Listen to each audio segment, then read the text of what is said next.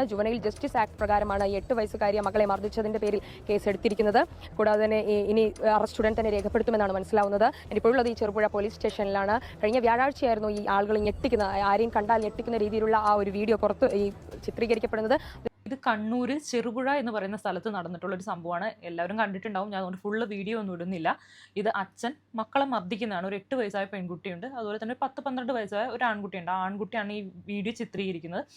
രണ്ടാമത്തെ മകളായിട്ടുള്ള 8 വയസ്സുകാരിയാണ് ഈ അച്ഛൻ ക്രൂരമായിട്ട് മർദ്ദിക്കുന്നത്. അത് കൊടുവാളൊക്കെ എടുത്തിട്ട് കുട്ടിയെ വെട്ടും എന്നൊക്കെ പറഞ്ഞ് കുട്ടിയെ ഭീഷണിപ്പെടുത്തുകയാണ്. നാട്ടുകാർ ഇതിനെതിരെ ആദ്യം കേസ് കൊടുത്തപ്പോൾ ഇത് വെറും പ്രാങ്ക് വീഡിയോ ആണ്, അമ്മ ഉപേക്ഷിച്ച് പോയതുകൊണ്ട് അമ്മയെ തിരിച്ചു കൊണ്ടുവരാൻ വേണ്ടിയിട്ട് ഈ അച്ഛനും മക്കളും കൂടി ഒരു പ്രാങ്ക് നടത്തിയതാണെന്ന് പറഞ്ഞ് പോലീസിനെ തെറ്റിദ്ധരിപ്പിച്ച് ആദ്യം ഇവരെ വെറുതെ വിടുകയൊക്കെ ചെയ്തിരുന്നു. അതിനുശേഷം നാട്ടുകാരും അതുപോലെ അഭിലാഷ് കേച്ചിരി എന്ന് പറഞ്ഞൊരു സാമൂഹ്യ പ്രവർത്തനം കൂടി ഈ കുട്ടികളുടെ അവസ്ഥ മനസ്സിലാക്കിയിട്ട് ഈ അച്ഛനെ ചെന്ന് കാണുകയും അതുപോലെ പോലീസ് വീണ്ടും കേസ് എടുക്കുകയും ഇയാളെ റിമാൻഡിലാക്കുകയും ചെയ്തിട്ടുണ്ട്. അതുപോലെ ഈ കുഞ്ഞുങ്ങളെ സുരക്ഷിതമായ ഒരു സ്ഥലത്തേക്ക് മാറ്റിയിട്ടുണ്ട്.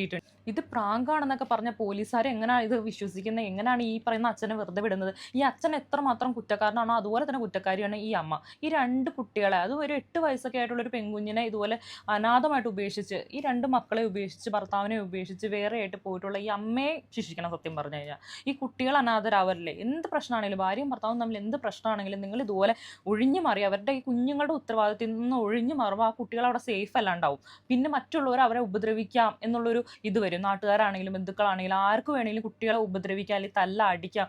നിങ്ങളുടെ അടുത്തേ കുട്ടികൾ സേഫ് അല്ല. ഏറ്റവും സുരക്ഷിതരായിട്ട് ഇരിക്കേണ്ട എവിടെയാണ്? മാതാപിതാക്കളുടെ അടുത്താണ്. അപ്പം നിങ്ങളുടെ അടുത്തേ കുഞ്ഞുങ്ങൾ സേഫ് അല്ല എങ്കിൽ വേറൊരാൾ നിങ്ങളുടെ മക്കളെ ഉത്തരവാദിത്തപ്പെട്ട് നോക്കുമോ? ഇല്ല.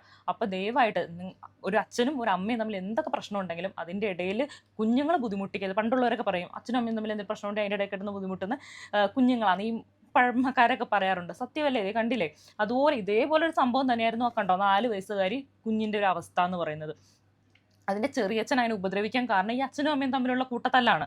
അതിനെ നോക്കാൻ ആരുമില്ല, അതിന് ആരോടും പരാതി പറയാനില്ല. നമ്മൾ സുരക്ഷിതരാണ്. അല്ലെങ്കിൽ എന്നെ അന്വേഷിക്കാനോ നോക്കാനോ എൻ്റെ അച്ഛനും അമ്മയും ഉണ്ട്. അവിടെ പോയി എനിക്ക് കംപ്ലൈൻറ്റ് പറയാമെന്നുള്ളതിൽ ഒരിക്കലും കുട്ടികളെ ആരും ഉപദ്രവിക്കില്ല. നിങ്ങളെ ഉപദ്രവിക്കണം. ഇത്രയും കുടുവാളൊക്കെ എടുത്ത് വെട്ടി എന്താണിത്? കണ്ട ഒരു മനസ്സാക്ഷിക്ക് പറ്റുന്ന ഒരു കാര്യമല്ല. ഒരു അച്ഛനോ ഒരു അമ്മയ്ക്കോ ചെയ്യാൻ പറ്റുന്ന കാര്യമാണോ ഇതെല്ലാം?